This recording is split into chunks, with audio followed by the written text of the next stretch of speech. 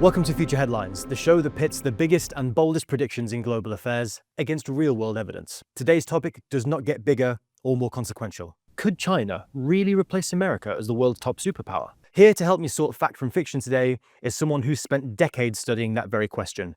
Professor of International Development at King's College London, Sean Kenji-Starrs. Welcome, Sean. Thank you. Hey, David. It's fantastic to be here. Looking forward to this. Here we have 5 very different future headlines. We're going to rank them in order of plausibility. Anything we don't think is plausible goes in the shredder. What do you think?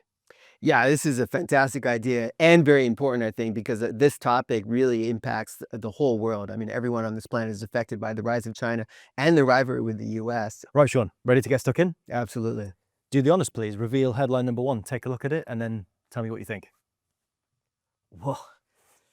China launches invasion of Taiwan. Oh, yes. So this is obviously something that's been on everybody's mind. You hear about it all the time in the media. You have the US intelligence community has been saying for a year or so now that they think Chinese President Xi Jinping has ordered the People's Liberation Army to be ready for an invasion of Taiwan as early as 2027. You can take that as you will. What, in your mind, are the reasons for China wanting to invade Taiwan? Why would they take such a big risk to take that island back? I mean, first of all, we know that Xi Jinping has said many, many times in public speeches that he wants to do this. And he wants to do this by 2049. Now, to celebrate, because 2049 is the 100th anniversary of the founding of the People's Republic. And so it's been a core aspect of Chinese nationalism to reunify, what they call reunify with Taiwan, to take back Taiwan. They've already taken Hong Kong, and so Taiwan is next. Beyond the reunification, this kind of idea that it's a renegade province that should be brought back into the mainland, what other kind of geopolitical factors are behind the CCP's decision to want to take Taiwan back? So Taiwan is a crucial node in the first island chain. So basically, if you look at a map, we got a globe right here. Yeah. If you look at a globe, Taiwan is kind of the linchpin of the first island chain, which is from Okinawa, Taiwan, and the Philippines. And basically that boxes the Chinese Navy in, so they can't reach the Pacific. And the Taiwan Strait itself has trillions of dollars of world trade, and the majority of advanced electronics trade going through that strait. And so who controls that strait, who controls that island, allows China to punch out further and increase its influence even further beyond into the Pacific Ocean. Okay. And also, as is kind of widely discussed, Taiwan is a hotbed for the manufacturing of semiconductors and chips that are essential for modern technology and also, of course, defense technology, right? Could that also be another reason why China may be keen to to take the island and prevent the US and its allies from accessing that technology? Absolutely. Taiwan actually produces over 90% of the world's advanced semiconductors, and semiconductors are in every electronics, right? They're basically the brains of electronics. So this is a foundational technology for the 21st century. I mean, so many future technologies are dependent on advanced semiconductors. And Taiwan is, of course, an unofficial ally of the United States. And so China also, I mean, the US is blockading, trying to prevent China from developing its own advanced semiconductors. And, 90% of this production is right off the coast of China. So it's a very tempting morsel to sitting right there waiting. Yeah, that's what you say. Yeah, very tempting. So these are the reasons why China may be interested in invading Taiwan and willing to take that risk. What evidence have we actually seen in real life to suggest that this is actually something that could feasibly happen? What signals have we seen from China? What kind of conditions have arisen that would suggest this could happen at some point in the near future? Quite a lot, actually. So the Democratic Party of Taiwan was elected in 2016, and this is the first time that Taiwan has had a relatively pro-independence party in a long time. So since 2016, China's been tightening the noose around Taiwan. And we're at a point now, 10 years later, where China is sending so many fighter jets into Taiwan's airspace, so many ships into Taiwan's exclusive economic zone, and so on. So China's already moving towards this, mobilizing the resources for this, and testing Taiwan's defenses. You also said earlier, actually, that Xi has himself stated that by 2049, there's this kind of a hard deadline in the sand. by this point, Taiwan will have been reunited with the motherland, so to speak. Have there been any particular sort of government statements or sort of any big decisions that have been taken that would suggest that China and the PLA are actually consistently working towards this goal right now? Oh, yeah. I mean, Xi Jinping has been saying this in speeches every single year.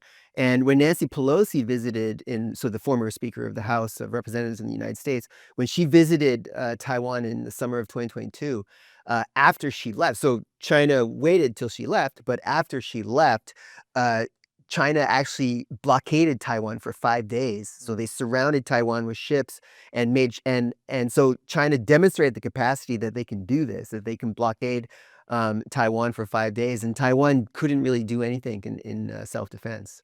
Okay, so now we've got a pretty clear understanding of, it seems there's a lot of factors and a lot of evidence to suggest this could well happen. What's telling us that this actually might not happen? Like, what are the barriers preventing China from actually going through with this and launching a full-scale invasion of Taiwan? Well, it would start a war with the United States. And so Elephant in the room. yeah. The big old massive bald eagle in the room. And so in Trump's second term, he's actually been pretty careful in keeping like US strategic ambiguity.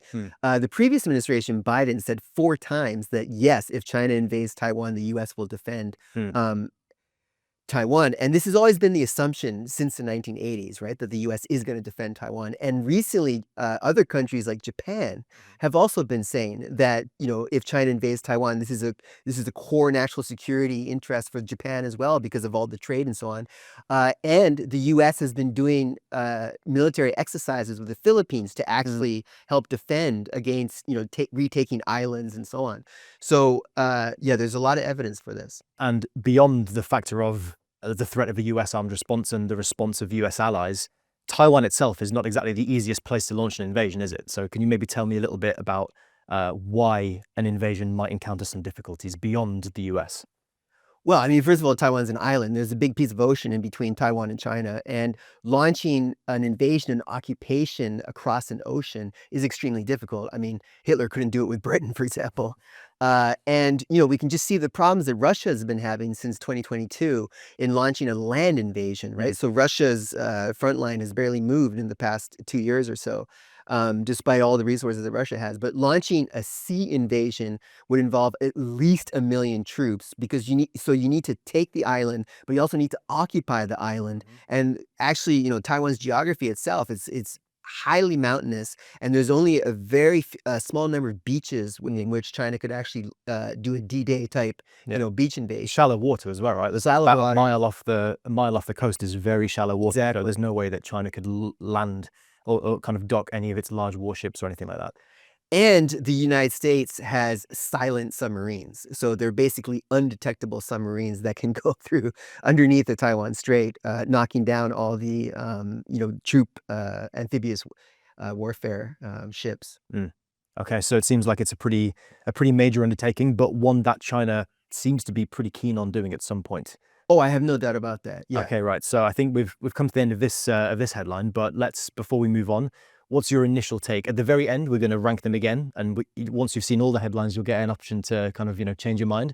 But on the face of it now, without knowing what's coming, what do we think? Is this fairly feasible, fairly plausible? Absolutely. This is absolutely feasible. Okay. And do we have I mean, it's obviously very difficult to name a particular time, but a rough timeline? It seems that maybe 2027, which is kind of the number that's been thrown around a lot in the media and also by the US intelligence community, is obviously perhaps a bit soon. But what do you think? Yeah, I think 2027 is still too soon. So China is very happy with the US being bogged down in Ukraine and the Middle East and using up US stockpiles of missiles and so on. So I think, China has the luxury of time to sit and wait more for trying to build up its own military resources while the US depletes its resources. I suppose also China hasn't actually fought any kind of major war in what decade? Like the 70s? 1979, and that so was just a small, less than 1 month invasion of Vietnam. Yeah. In the modern era, with modern warfare, cyber, satellites, all that stuff, you need interoperability between different forces. I mean, China has no experience whatsoever in modern warfare. Okay, so it needs all the time it can get. Okay, brilliant. I think we're ready for number 2. Sean, again, please do the honors. Let's see what we got. Yeah, be my guest. Whew. Yeah. BRICS dumps the dollar. Yeah, USD plummets as China leads BRICS nations in rollout of new shared currency in an open challenge to the West. Okay, so yeah, another big one. Another big one. This is the concept of de-dollarization, the concept that as the rest of the world, particularly the global South countries, are becoming more economically viable and more developed, we're starting to see that the US's position as or the dollar's position as the world's reserve currency is kind of giving the US a great deal of benefits and economic and political power. And I suppose this suggests that at some point in the near future, the BRICS group of countries is going to try and challenge that dominance. So I think best place to start would be for you, Sean, to just give us a quick breakdown of exactly what the BRICS group of countries is and kind of why they may be looking to challenge the dollar. Sure. Yeah. Well, I mean, the BRICS actually started as an idea from the chief economist of Goldman Sachs. So in 2001. So he was just saying that in a Goldman Sachs report called Building Better BRICS that, at that, still think back in 2001, there are a lot of financial crises in Southeast Asia, Russia, Argentina, a lot of Mexico is a big one. But he was saying, Jim O'Neill, that actually there's these 5 huge countries that are going to be the place to invest in the future, that are going to have massive growth. And that's Brazil, Russia, India, and China. Actually, sorry, 4 at first. South Africa joined in 2009. In 2008, they decided to actually form an international organization, a grouping, and so they made this a reality. They invited South Africa to join. And recently, it's doubled. So there's been another 5 countries joining. So that's Ethiopia, Egypt, Iran, UAE, and Indonesia. So it's actually, and then there's also lots of observers that show up at their annual meetings as well. So it's actually quite a big grouping now that's sort of seen as a counterweight to the G7, basically.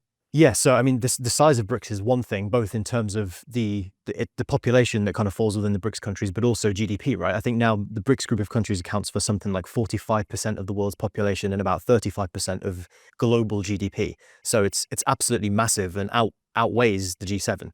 So it's not to be trifled with. It's a huge group of countries that has a lot of economic and political heft. Why would they be willing to challenge the dollar as the world's kind of reserve currency and the primary currency that's used for international transactions? Well, other major powers have been complaining about the US dollar for over half a century. So it was actually France, Charles de Gaulle in the 1960s, that was complaining about the US exorbitant privilege, because the US can especially after the end of the dollar gold standard in 1971, the US can just basically print as many dollars as it wants because the rest of the world uses it, and the US is the consumer of last resort, so it can import as much as it wants because it just needs to print dollars to pay for it, right? Whereas every other country has to actually earn it, has to export dollars in order to get dollars to participate in global trade. So this holds enormous advantages, but also because of these advantages, because of the centrality of the US dollar in global finance, the US is able to cut access off of its adversaries. And so the most recent examples, of course, Russia since 2022. But also Iran going back to like 2011, I think, so the US has been using this as a weapon, has been weaponizing the centrality of the dollar. And so there is a lot of incentive in the global South to break out of this chokehold that the US has on the global financial system and international trade. So how would they go about doing that? And what evidence have we seen that suggests that this is something they're actively working on, that they're actively pursuing? Well, I mean, first of all, in terms of rhetoric in their statements, they've been publicly talking about this since 2009 in the aftermath of the global financial crisis. But this rhetoric has been kicking up a lot in the past few years, especially since, like I said, when Russia invaded Ukraine in 2022, and the U.S. kicked over 10 10 major Russian banks from SWIFT, for example. And so Russia is no longer allowed to use the dollar. And actually, China cut off dollar financing to Russia, right? So because China doesn't want to face U.S. sanctions, and they want to continue to participate in Wall Street and so on for financing. Yeah, so there's lots of evidence that they want to do this, and they are making concrete steps towards doing this. So they are building an alternative to SWIFT, which is the international banking payment system. And, China has been saying that it wants to internationalize its RMB. It's been saying it again and again.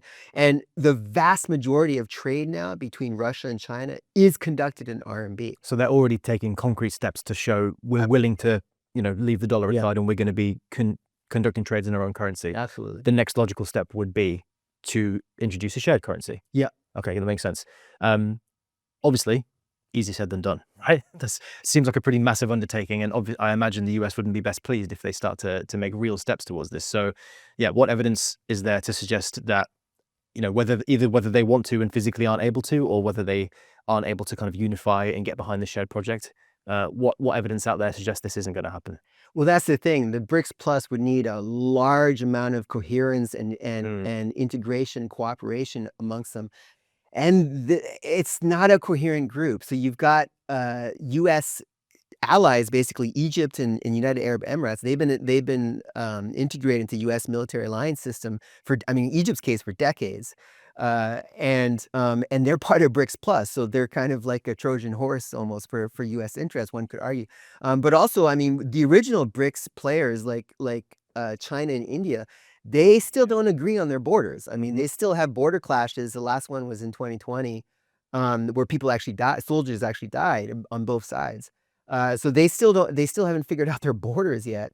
And also, these are, like, especially with Putin and Xi Jinping and Modi, these are authoritarian leaders that like their national power. They're like their national prestige. And so to have a common currency, at least how it worked with the US, is that you had a hegemon. You had a overwhelmingly powerful country, and basically the other countries, like in Western Europe or whatever, they followed the US.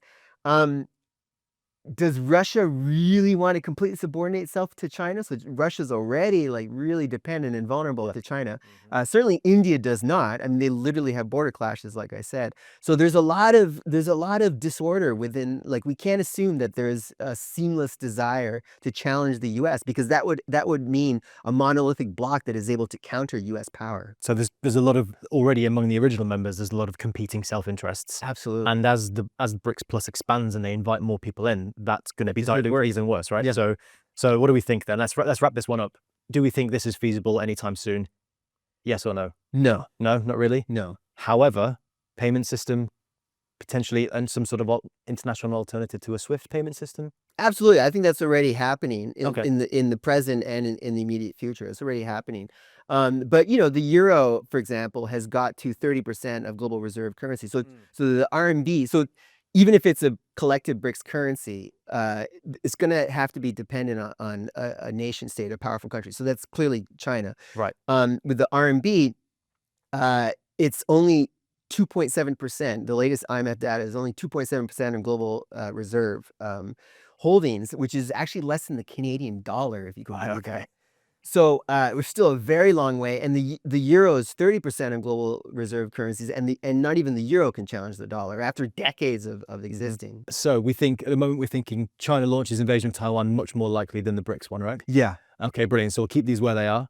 If we keep on that side, that's most likely. This is least likely, and we'll see what we get next. I think it's time for number 3. Ready? All right. I'll take this one. Okay, China defeats the US in tech war. Beijing unveils world's most advanced AI chip as rare earth export bans leave Silicon Valley reeling. This is quite a timely one. But yeah, what's just happened, right? In South Korea. As we speak now, as we're filming this, Donald Trump has just returned to America from South Korea, where he met with Xi Jinping. Yeah. And they kind of, it seems like they've suspended a trade war. They've kind of averted it for the time being. But this isn't going anywhere. This whole concept of this tech war, this trade war, it's not going anywhere. Clearly, the US has met its match economically to a certain extent with China. And although we're having a bit of a pause in hostilities, this is only gonna rear its head again and again, right? Yeah. Okay. So seemingly a pause at the moment on the US-China trade war. But part of that trade war, I would argue that arguably the most important part of that trade war is tech. So China's access and its near monopoly on the production and the manufacturing of rare earth minerals, which are, as we discussed a little bit earlier, incredibly valuable in today's modern technological age. And the US is kind of ahead of China in its development of this technology, right? So the software, the quality of the technology that it's able to produce. It seems like there's a bit of a US has one set of cards, China has the other set of cards. They both have advantages, they both have disadvantages, and this is going to come to a head at some point. What do you think about that? Yeah, I mean, China's already the second most innovative country in the world, right? And it has the second most dynamic technology sector. So there's no doubt that China, hasn't been winning. I mean, we have to define what this means. So in my opinion, so what the U.S. is trying to do since 2018 is to contain the development of China's semiconductor sector. So whether China can produce advanced semiconductors by itself. And that, I think, is unlikely so far. I think the tech blockade that the U.S. using its allies, Netherlands, Japan, Taiwan, South Korea, that is succeeding, I think. Okay, so why is China currently unable to match the US in terms of its production of really high-end, cutting-edge semiconductors, AI chips? What's preventing China from competing in that sense? There's a few chokeholds, but the biggest one really is the actual machinery to make these semiconductors. So making semiconductors, especially they're measured in nanometers in terms of the distance between the process nodes. Anyway, I don't want to get into too many technical details, but basically, the latest iPhone has 3 nanometer chips, and this is very advanced. The average car would have like maybe 50 nanometers, 100 nanometers, right? So China can already produce what are called legacy chips. So they can produce the chips that are in like toaster ovens, most automobiles, aircon, whatever. But the most advanced chips China cannot produce because of the what's called extreme ultraviolet lithography machines. So these are the machines that make these incredibly tiny chips. So 3 nanometers is about 1/10,000th the size of a strand of hair, or one coronavirus molecule is 3 nanometers. Just really sticking the knife into China. That's nuts. So we're really talking about some of the most sophisticated manufacturing on the planet. And there's only one company in the world that can actually make this machine, the latest EUV machine, and that's ASML based in the Netherlands. And their technology, ASML's technology, is actually dependent on US-owned technology, which is why the US can convince the Dutch government to not sell EUV machines. And so Trump, in the first term, did this in 2018. He pressured the Netherlands to not sell EUV machines to China. So by November 2025, there are still not a single EUV machine in China. So China has the second generation machine, the DUV machine. So they're able to advance, but they still cannot make the most advanced chips. Okay, and also the US is preventing chip manufacturers and chip designers from selling their most advanced, their latest chips to China. Yeah. So China hasn't got the chips that China is already working with aren't the most advanced. No. They can't process as quickly. They don't have the same capacity as US chips, right? Yeah. So we've kind of explored why China is sort of lagging behind the US in terms of developing the cutting edge chips, but China also has its own advantages, right? And as I mentioned earlier, the production, the refinement of rare earth minerals, which are essential for manufacturing these chips. For now, China seems to have suspended, or says it will suspend, the ban on exporting its rare earths to the US. But is that something that could rear its head again? Is that a tool that China can use to really pressure the US down the line?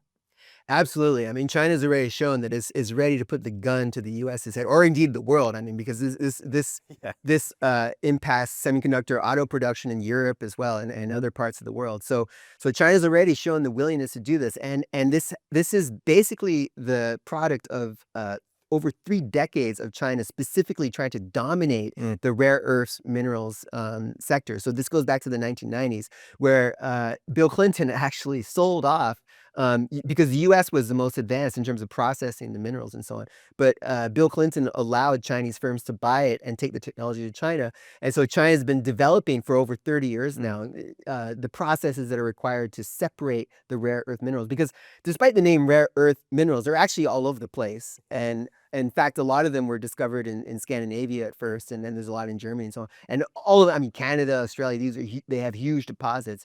But what China really dominates is the processing of it. So separating the rare earth metals from the dirt, the rocks, whatever, is a highly environmentally destructive process, and it involves a lot of technology to actually get the purity right. So for certain things like F-35 fighter jets, 3 nanometer chips, for the most advanced technology, you need a 5N purity. So that's 99.999% purity. Mm. China is the only country on the planet that can do that because they've been developing this technology for 30 years now, and the West is completely behind. So would it be fair to say then that this is kind of a race in who can shore up their deficiencies first? Can the US figure out an alternative supply chain, access to rare earth minerals, and figure out a way to massively boost its production and refinement of these minerals, either itself or via allies?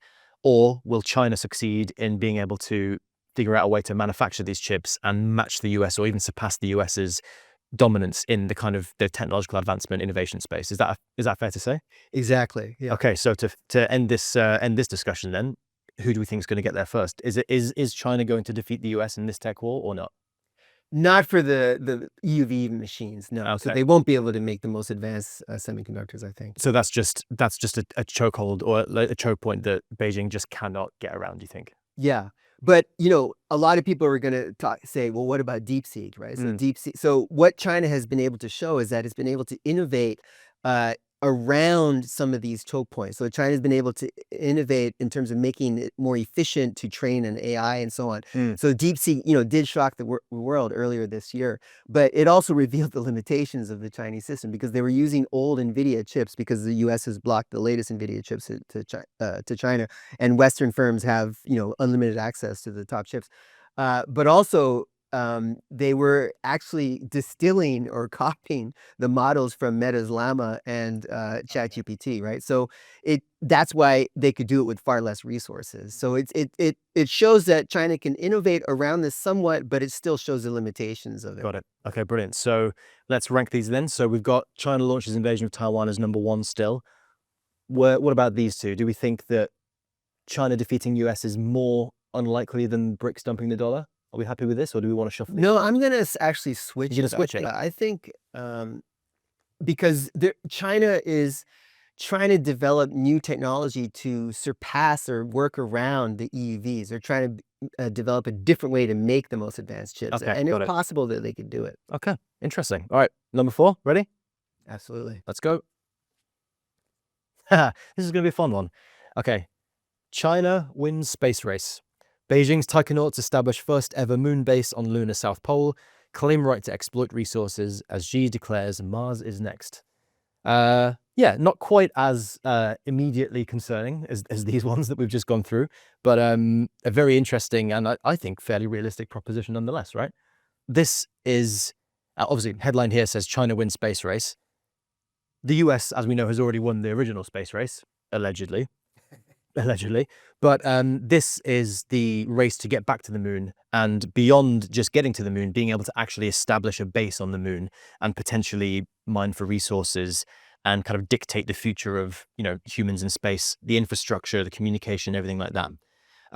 Let's get into it. So first of all, why is China interested in getting to the moon and establishing a base there? This is something that the Chinese space program has made very clear they want to do by the end of the decade.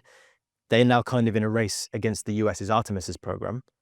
Where do we think that's going to end up, and why is China so keen to get there first? I mean, yeah, I mean, if China can do this, I mean, this is exactly the kind of prestige project that Xi Jinping loves, right? So he loves the fact that, you know, within less than a decade, there's more high-speed rail in China than the rest of the world combined, which is, I mean, the kind of moonshot, if we can use this moonshot project that the Chinese state loves to pride itself on, and building this incredible infrastructure and doing these huge projects. And so going to the moon is the next one.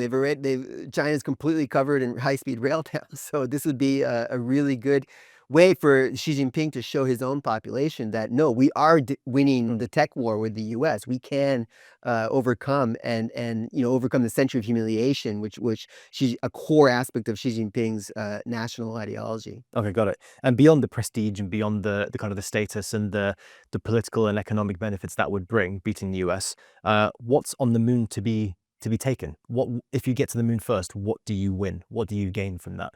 Well, speaking of rare earths, I mean, rare moons, I don't know how you would say that, but there's a lot of minerals up there. There's a lot of resources. But also like going to the back to the moon allegedly, uh, you know, it would demonstrate that you have incredible technology and that you can challenge U.S. dominance in space because there's now a Department of Space and Space War in the United States, and they're really thinking about how to dominate space and to deny access to adversaries. And so China would want to punch through, just like they want to punch through the first island chain, taking Taiwan. You know, going to the moon would open up the whole universe to Chinese resource extraction, expansion, colonization, etc.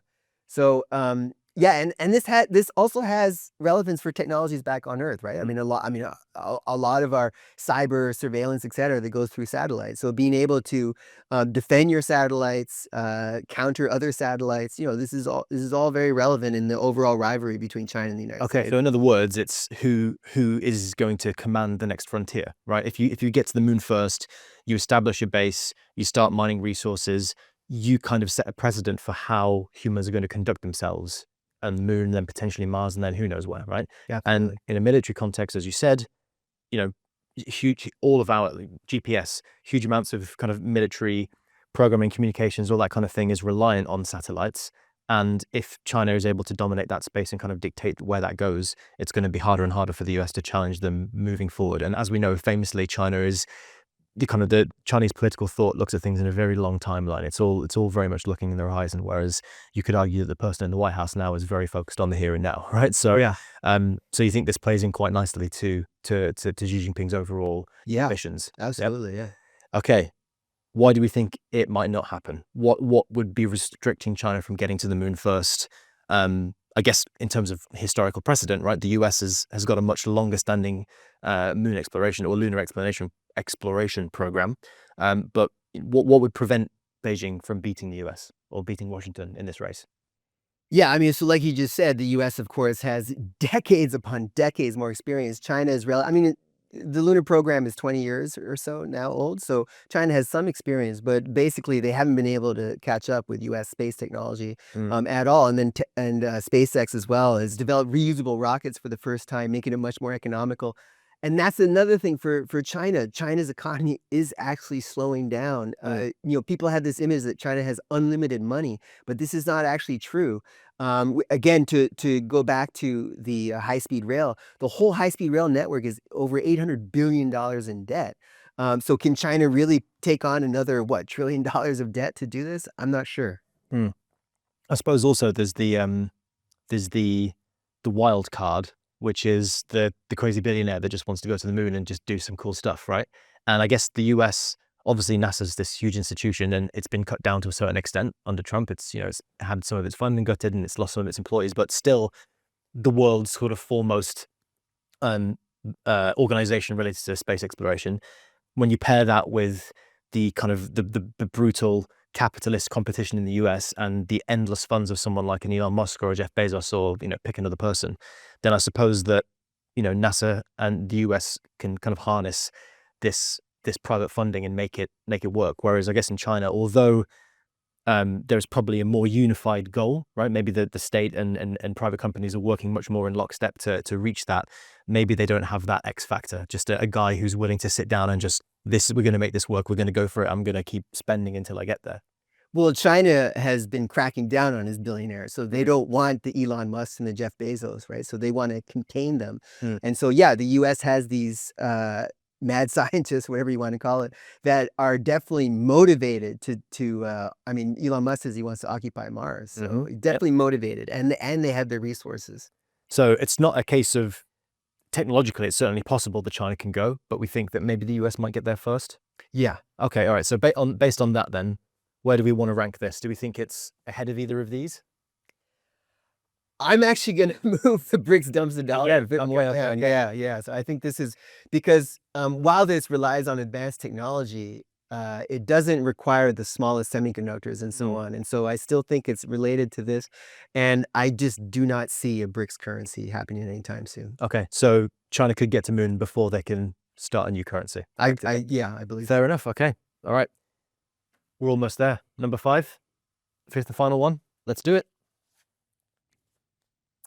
Okay, this pertains very nicely to what we were just talking about in terms of the economy. The dragon runs out of fire. Chinese stocks plummet as miracle economy grinds to a halt. I'm very glad that this is what we're finishing with, because it leads us so nicely on from what we were just discussing. China has, the Chinese economic miracle is widely documented. We know that it's gone from being in a position of serious economic straits or dire straits in kind of the mid 20th century to, in the space of a few decades, becoming the second largest economy in the world and this absolute powerhouse of manufacturing and infrastructure.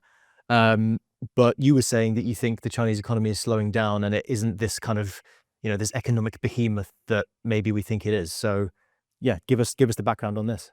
The way that China has risen over the past 30 years actually makes it quite vulnerable, as we're seeing right now with the US tech war and so on. So China's whole growth as workshop of the world depends on cheap labor, right? And so there's actually a structure in China called the household registration system, the hukou system, where everyone is either born rural or urban. And so if you have a rural household registration and you move to the cities where all the factories are, you don't actually have access to all the social welfare. So you can't send your kids to school there. You can't access the healthcare, the pensions, et cetera. And so this model of basically super exploiting the rural migrants in the cities is the whole foundation of the rise of China. But this has structural limits, because this is why it's so difficult for China to boost consumption. Because if they change this household registration system and actually allow the rural migrants, who are still the majority, I mean, 800 million or whatever, I mean, huge chunk of the population, the majority of the population, if China doesn't boost their consumption, then exports are going to be still the driving force, and infrastructure investment still the driving force of China's economy. So China is reliant on this massive population of workers to just produce and export. And China doesn't want to, offer these people social mobility. They don't want to get them the healthcare they need, or the benefits they need, or the pay that they need to kind of move up in the world and develop some sort of income, some kind of savings, some kind of economic wealth for themselves. But if they don't do that, I suppose China, all it can keep doing is exporting, because there's no domestic there's no domestic economy, there's no domestic demand for all of the stuff that China's making, right? Yeah, and we see that already. I mean, just last year, China made another record trade surplus, right? But trade to the U.S. is declining. But the thing is that China. So if a country is going to export, you need somewhere else to import, and there's only one country that can import with a deficit year after year after year, which is the U.S. has had a trade deficit for now over 50 years. So there's only one country that can do that because of the role of the currency, the global reserve currency, and so on. So China is still ultimately dependent on exporting to the U.S., and so that's why the U.S. can impose, huge tariffs, can blockade its technology, and so on. The U.S. has all these tools because ultimately China is more dependent on the U.S. than the U.S. is dependent on China, and so that makes China very vulnerable. And then you've had the real estate sector as well has been declining over the past few years, since 2022. And so much of China's household wealth is wrapped up in their property ownership. China has a huge proportion of property owners, like 90% of people own their own flat in China. But as real estate values have been declining, this is, again, these are constraints on increasing Chinese consumption. And it's eliminating household wealth, right? The value of your property is just declining all the time, and all your money is tied up in it, and people at home don't have much money left. Yeah. So it seems that China's kind of facing this, I suppose it's often referred to as the middle income trap, right? Like is it going to be able to bridge that gap and transition to this high income economy that's domestic led rather than export led? Is there any evidence to suggest that China could bridge that gap? Yeah, well, so unlike Japan, so Japan has faced a similar huge property bubble, and it burst very quickly, and then Japan has basically been stagnating for 35 years. Unlike Japan, China has a lot more centralized control over its economy, right? So I don't think there's going to be a huge property burst, so it's not going to collapse, but it's going to be a slow like deflation, and it is conceivable that in the medium to long term that China can redirect its entire economy towards more consumption. I mean, certainly Xi Jinping has been saying he wants to do this for the past 5 years. And just in the last, so they just met a couple weeks ago to prepare for the next 5-year plan. And Xi Jinping has said that he wants to continue to try to increase consumption. So they certainly have the motivation to do it. So they have the motivation, but maybe not the tools. Exactly. They have got some pretty big obstacles to overcome. Yeah. Exactly. Okay, so I think that concludes that section as well. Time for ranking. The dragon runs out of fire. Is that a feasible outcome? Do we think China's going to be able to escape the middle income trap, or is it going to get stuck there? Yeah, I mean, the dragon's already running out of fire. Okay. But whether it can regain its fire, that's the question, I guess. What do we think? Where do we want to put this on the... I would put it right at number 1. Really? Since it's already happened. Right, okay. Stick it down there then. Go for it. I'll shuffle these down for you.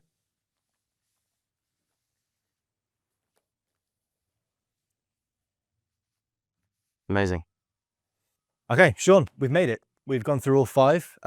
All that is left, all that remains is for us to give these a final ranking. Yeah. You obviously ranked them as you went through, but now you see all 5 spread out before us. Do you want to maybe, reconsider anything you want to reshuffle? Yeah, I'm gonna put the space war a bit more up because Okay. so China doesn't need the most advanced technology because the US did it in 1969, apparently. And so, but whether China can develop the most advanced chips, that is the real moonshot today. Right, okay. So actually going to the moon, more feasible than this moonshot, I think. Okay, Yeah. great. So we've got number 1, dragon runs out of fire. Number 2, China launches invasion of Taiwan. 3, China wins space race. 4, China defeats US in tech war. And finally, BRICS dumps the dollar. So let's do one quick recap. The dragon runs out of fire, Chinese economic stagnation. Why is that number 1? This is already happening. So the question is, can China get out of it? Okay, but it's in progress as we speak, right? Okay, so that's arguably not even a future headline. That's a, yeah, there you go. You're welcome. Number 2, China launches invasion of Taiwan. I remember you said to me that it's not feasible right now, but you still think that this is genuinely a genuinely plausible future in a kind of a mid to long term? Absolutely. I mean, I can't put an exact date on it, but 5-10 years, absolutely. Because I mean, I think it's only a matter of time. Really? Okay. And then we've just discussed China wins space race. So this is going to be number 3 for you. Yep. So this one trumps China defeats the US in tech war. Yeah, I mean, the chokehold that the US has in software and in the machines themselves, I don't think that's good. I don't think China can catch up with that. Okay. And are we saying that this is just completely implausible, or is there still some kind of possibility that maybe China can figure out a way? If China can figure out workarounds around the EV machines that I was talking about, then it's possible they can make the most advanced chips. But China's been stuck on 7 nanometers for 3 years now. Right. So. Okay. So it's not going to happen anytime soon, if at all. Okay. I guess that leaves just number 5. BRICS dumps the dollar. Is this feasible at all in any way? Shred it. Shred it? You want to shred it? Okay. Fair enough. Yeah, I'll give it to you. I'll let you do the honors. Before you do, why are we shredding this? Why is it going? Many countries have tried. They've all failed so far in the past 80 years. Okay, so it's just not going to happen. Okay, do the honors.